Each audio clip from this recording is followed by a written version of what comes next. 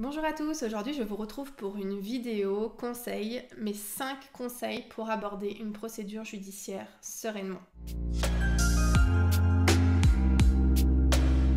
Alors, mon premier conseil, ça va être, et c'est souvent un conseil que je donne, vous comprendrez si vous nous suivez un peu plus régulièrement, c'est d'aller voir votre avocat dès que possible, ou d'aller voir un avocat dès que possible. Alors par rapport à ce conseil, j'ai plusieurs choses à dire. La première chose, c'est pourquoi aller voir un avocat dès que possible. Je vais vous donner un exemple parce que souvent c'est beaucoup plus parlant. Imaginez que vous avez reçu chez vous un courrier de quelqu'un qui vous demande, je ne sais pas, une certaine somme d'argent que vous lui devez et il vous demande de le rembourser. Souvent, le premier réflexe que vous allez avoir, c'est de répondre vous-même. D'essayer de montrer qu'en fait, la personne a tort. Ou d'essayer de montrer que pourquoi c'était de l'argent que tu m'avais prêté pour telle ou telle raison et pourquoi aujourd'hui tu viens de m'en demander le remboursement. Vous allez peut-être faire un courrier, vous allez lui envoyer.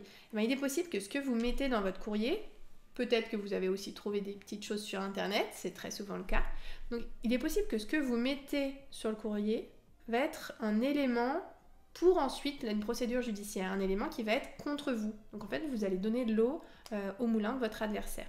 Alors que si vous allez voir un avocat avec ce même courrier, l'avocat il va vous dire attention, potentiellement, dans une procédure judiciaire, on va défendre tel ou tel argument. Et donc, il va lui-même répondre et avoir une stratégie dès le départ. Donc c'est pour ça que vraiment, je vous conseille d'aller voir votre avocat tout de suite. Même si vous pensez que ça ne va pas forcément déboucher sur une procédure, vous ne pouvez pas savoir en fait ce que l'autre a en tête. Et si vous recevez déjà un courrier, c'est qu'il y a un risque. D'ailleurs, il y a certains avocats, nous au cabinet on le fait, qui ont des consultations vraiment très basiques sur une question en particulier. Vous n'allez pas avoir un avocat que pour une procédure.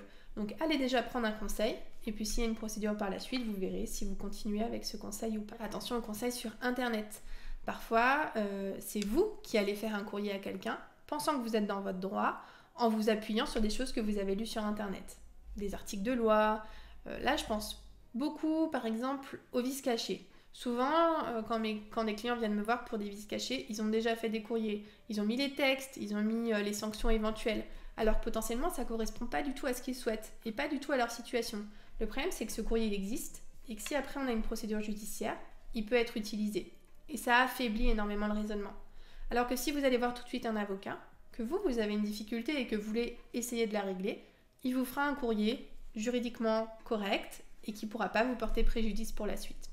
Donc ça, c'était mon premier conseil. Mon deuxième conseil, ça va être de bien choisir son avocat. Pour aborder une procédure judiciaire sereinement, il faut que vous ayez confiance à 100% en votre avocat.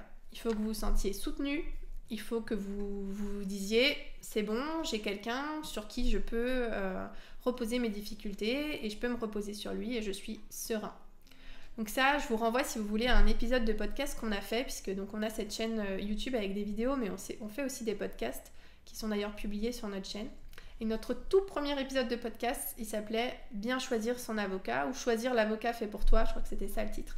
Et donc vous pouvez le retrouver un peu plus loin là dans les vidéos ou sur notre plateforme de podcast habituelle. Et donc il faut vraiment bien choisir son avocat, c'est déterminant. Et comme on vous le dit dans ce podcast, s'il faut en voir un ou deux avant de vous décider, n'hésitez pas. Il faut vraiment que ça matche et que vous vous sentiez sur la même longueur d'onde et bien conseillé. Mon troisième conseil, ça va être d'étudier avec votre avocat tous les risques et surtout de bien comprendre ce que ça signifie. Alors, je vais être un peu plus claire. Par exemple, quand vous allez voir un avocat, souvent, vous avez une idée derrière la tête. En sens où vous êtes allé voir sur Internet, des petits conseils, vous pensez savoir ce que vous pouvez obtenir ou vous pensez que vous êtes en droit d'obtenir telle ou telle chose. Je vous donne un exemple. Imaginons que vous avez subi un préjudice d'un voisin qui fait beaucoup de bruit, qui n'a pas arrêté de vous causer des préjudices depuis plusieurs années. Vous allez voir votre avocat et vous allez lui dire moi, je veux obtenir des dommages et intérêts pour préjudice moral, je vais obtenir 10 000 € de dommages et intérêts pour préjudice moral, et j'y ai le droit, j'ai vu ça sur Internet, etc. Il faut vraiment être en mesure d'écouter ce que votre avocat va vous dire, d'écouter si votre action a des chances de succès. Parce qu'en fait, le fait que vous subissiez un dommage et le fait que vous pensez être dans votre droit, malheureusement parfois, juridiquement parlant, ça ne se transcrit pas comme ça. Parfois, on est bien fondé d'un point de vue social, j'ai envie de dire, mais on l'est moins juridiquement. Et donc, il va y avoir des risques. Donc, soyez ouverts d'esprit et soyez ouverts à ce que votre avocat va vous dire, même si ça ne vous plaît pas. Parfois, ce que l'avocat vous dit ne vous plaît pas. On peut vous parfois dire, écoutez, franchement, les risques sont trop grands, ou les chances de succès sont trop faibles, ou alors il faut plutôt faire comme ça, ou vos demandes sont trop importantes par rapport à ce qu'on va obtenir et ça va nous décrédibiliser. Il faut être en mesure de l'entendre pour être serein.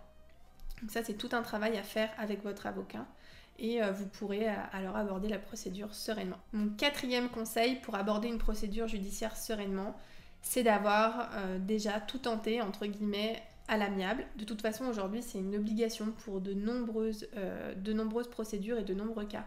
Mais on essaye toujours d'abord de faire à l'amiable. Et là, je vous renvoie à mon premier conseil, essayez de le faire assister d'un avocat pour pouvoir être bien conseillé. Et là encore, beaucoup d'avocats font des prestations, on va dire, vraiment ciblées. Nous, au cabinet, on a un PAC qu'on appelle PAC mise en demeure ou PAC tentative amiable, où on a cette prestation pour pouvoir vous rédiger un courrier de mise en demeure, soit en réponse, soit un premier courrier de mise en demeure, l'étudier avec vous et voir quelle stratégie peut être mise en place. Donc vraiment, ça c'est très important. N'oubliez pas qu'il faut d'abord essayer de régler son problème à l'amiable. Mon 5e et dernier conseil pour aborder la procédure judiciaire sereinement, c'est d'anticiper les coûts. Il faut savoir que souvent, ce qui peut faire peur dans une procédure judiciaire, c'est combien ça va coûter. Et surtout, combien va coûter mon avocat. Donc évidemment, ça c'est une question à voir avec votre avocat. Pour moi, ça relève de l'évidence, mais je vous le dis, bien sûr, soyez bien d'équerre avec votre avocat sur combien il va vous facturer, de quelle manière il va le faire. Et souvent, beaucoup d'avocats font des forfaits. Nous, au cabinet, on a des forfaits pratiquement à chaque fois. Donc ça vous permet d'avoir une prévision de ce que vous allez régler. D'ailleurs, à propos de ça, dans la convention d'honoraires, soyez bien clair sur ce qui est compris dedans. Voilà, tout n'est pas compris. C'est pas parce que c'est un forfait que du début que vous allez voir votre avocat jusqu'à la fin de la procédure, tout va être compris. Donc ça, il faut bien que vous l'ayez en tête. Comme ça, vous pouvez ajuster avec votre avocat au fur et à mesure. Mais il n'y a pas que les frais d'avocat, il n'y a pas que les honoraires. Il y a aussi, par exemple, les frais d'huissier. Quand on fait une procédure judiciaire, on doit faire appel à un huissier dans la très grande majorité pour pouvoir aller délivrer notre acte, pour aller délivrer notre saisine à l'autre. Et donc, ça entraîne des frais. Pareil, quand on a une procédure judiciaire, on peut avoir ce qu'on appelle l'article 700, c'est-à-dire on peut être condamné à des sommes si on perd notre dossier, on peut être condamné à payer des sommes à l'autre pour couvrir ses frais d'avocat. Donc ça, c'est quelque chose que vous devez savoir, que vous devez avoir en tête. Le seul risque n'est pas forcément de perdre, mais aussi d'être condamné à des sommes envers l'autre. Donc vraiment, anticipez au maximum, comme ça vous serez serein, vous savez dans quoi vous engagez. Après, le montant, c'est autre chose, mais au moins, vous savez à quoi vous attendre. Merci d'avoir regardé cette vidéo. Je vous retrouve bientôt pour une prochaine vidéo. Et bien sûr, n'hésitez pas à vous abonner à notre chaîne YouTube en cliquant sur s'abonner. C'est gratuit et ça vous permet d'être informé de nos vidéos au fur et à mesure. Et si vous voulez aussi nous suivre sur les réseaux, on est très présente sur Instagram, Facebook, LinkedIn et tous les réseaux habituels. Donc à très bientôt!